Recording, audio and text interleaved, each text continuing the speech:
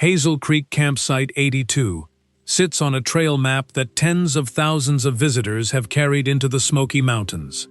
On the morning of September 11, 2020, a group of backpackers reached it and found a tent standing empty. There was no note, no gear staged for a day hike. The occupant, Patrick Madura, was gone in the way that leaves everything else in place.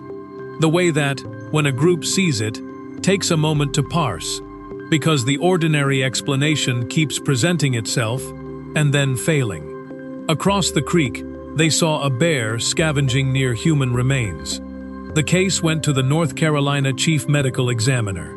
The conclusion, released by the National Park Service on August 19, 2021, was this: Patrick Madura likely died from trauma caused by a bear. A medical examiner's office, working from physical evidence, assigned a cause. That is not a ranger's field assessment or a press release shaped around liability. It is the same kind of office that names causes in courtrooms. And when its finding is released by a federal agency, it becomes part of the permanent administrative record, not a headline, not an estimate, a concluded determination. What the trail map shows at Campsite 82 is a numbered campsite in a designated backcountry area, inside a managed wilderness with posted regulations, permitted occupancy limits, and a food storage ordinance that requires hard-sided containers or bear cables.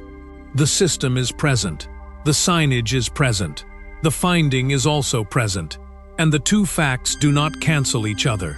The animals that visitors stop to photograph from the trail are not the ones that produced this record. Understanding what actually put a name in a medical examiner's report means starting with what the official record says, not what the reputation of this mountain suggests, and not what the posted ordinances imply about the risk.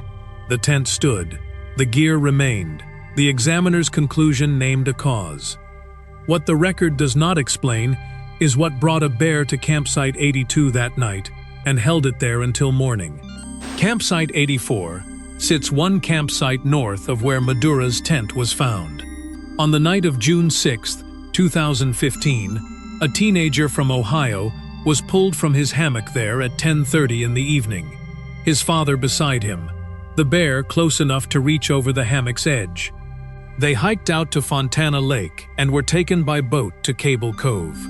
The Park Service documented the incident the following morning. The boy survived.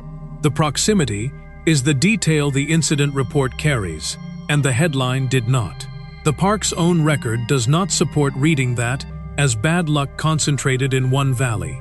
At Elkmont Campground, a developed site with bear boxes, posted regulations, and ranger patrols, a roughly 350-pound black bear tore into a tent at 5:20 in the morning on June 12, 2022, scratching a 3-year-old girl and her mother before anyone could respond. Park staff captured and euthanized the animal afterward, and the management system had worked exactly as it was designed to work, which means the contact had still happened. Does that mean the system is broken? No.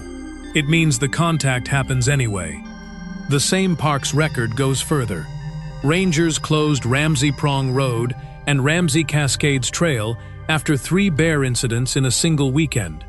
Backpacks taken, a visitor group briefly chased, and the weekend before that, Abrams Falls Trail had produced 3 incidents of its own, one of which ended with a bear biting a visitor who had entered a closed area.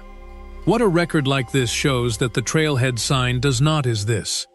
It is not a list of anomalies the system has since corrected. It is the log the park's own agency produced, across years and campsites and consecutive weekends, in a mountain range that receives millions of visitors a season. The park has documented bear incidents across years and campsites. The animal everyone watches for, tracks it, photographs it from the trail, keeps a respectful distance, has a full file. What the file does not prepare you for is the one they do not watch for at all. He was 51 years old. He was from Maryville, Tennessee. He received more than 100 stings, and by the time the medical response arrived, The full apparatus was deployed: CPR, a defibrillator, epinephrine, each one a tool that exists precisely for the moment when the body has gone past the point it can return from on its own. None of it was enough. The National Park Service recorded what happened and placed it in their files alongside the bear incidents, the campsite closures, the hammock pull at 10:30 on a June night, a death produced not by the animal visitors track and photograph and keep their distance from, but by the one they walk past without breaking stride. Here is what the CDC found when researchers looked at the national record across the decade ending in 2021. 788 deaths in the United States, from hornet, wasp, and bee stings, an average of 72 a year, and 84% of them were men. 72 is not a spike. It is the pace of a phenomenon that runs every year, in every season, including the seasons when the Appalachian corridor fills with hikers who packed bear spray and left the EpiPen behind. That is the kind of number that disappears inside annual statistics and surfaces only in a medical examiner's paperwork. The animal that killed the man near Tremont weighs almost nothing. It does not appear on a trail safety sign. No campsite is closed when a nest is reported nearby. The park authority documents these deaths in the same files as its bear incidents because the same truth applies to both. The encounter that ends in a medical examiner's record is rarely the encounter the visitor was watching for. A defibrillator was present. Epinephrine was administered. The man fishing near Tremont was not deep in unmapped backcountry. He was near a trailhead, within reach of everything the medical apparatus could offer, and it made no difference at all. The Appalachian Trail Conservancy does not rank yellowjackets highest, and it does not rank bears. The organization that monitors safety across every state the trail crosses has named one threat above all others, and it weighs almost nothing: ticks. The Conservancy's own language calls tick-borne disease the greatest health and safety risk to Appalachian trail hikers, across the entire trail corridor. That is not a regional caution posted at a single trailhead. It is the assessed ceiling for all of it, from Georgia to Maine. National Park Service researchers found that 9% of AT hiker survey respondents had been diagnosed with Lyme disease, not suspected, not treated as a precaution, but diagnosed, a figure the park system tracked directly across multiple states and seasons. That number has a clock built into it. The CDC's guidance on black-legged ticks establishes a transmission window. The bacteria require time to transfer, and the infected tick must remain attached through that window before the disease can fully take hold. The detection problem sits inside that window too. A check performed in low light, after hours on trail, on terrain where leaf litter folds against the skin, returns different results than a check performed in a clean room under good light. The tick that goes unfound is the one the window cannot protect against. The geography widened in a way the trail's original risk literature could not have foreseen. A species called the Asian longhorn tick was first reported in the United States in 2017. The CDC now documents its presence across Kentucky, Maryland, North Carolina, Pennsylvania, Tennessee, Virginia, and West Virginia, each of them Appalachian states, each within the corridor the trail has threaded for nearly 9 decades. 7 states. 1 arrival year on record. What diseases it reliably transmits to humans in these conditions, the record has not fully settled. The tick is on every trail. In every season, hikers walk it. The question the record leaves open is what else it is carrying. The animal the hiker watches for is the snake, and the record on the snake does not say what most hikers carry with them on the trail. The North Carolina Wildlife Resources Commission put it plainly. Copperheads account for probably more than 90% of venomous snakebites in the state, largely because they are widespread, camouflaged, and tolerate living near people. That combination, common, hidden, comfortable alongside human activity, is what makes a species the dominant source of bites, not its capacity for lethality. And yet the U.S. National Park Service, in its own published record for Great Smoky Mountains National Park, which lists both the northern copperhead and the timber rattlesnake as present, states no snakebite fatalities have been reported there. Hold those two entries from the same state and federal records side by side. The snake that dominates the visitor's attention, that earns the careful step and the photograph from a considered distance, that occupies the mental map of what is dangerous. It has not produced a confirmed death in the park's documented history. The agency that manages the land says so in its own language. Meanwhile, the tick. By November 2022, the CDC had recorded more than 60 cases of heartland virus disease from Georgia, Kentucky, North Carolina, Pennsylvania, Tennessee, and Virginia. Most of those cases appeared between May and September, the same months the backcountry fills with hikers. You have the name Lyme disease from the trail safety literature.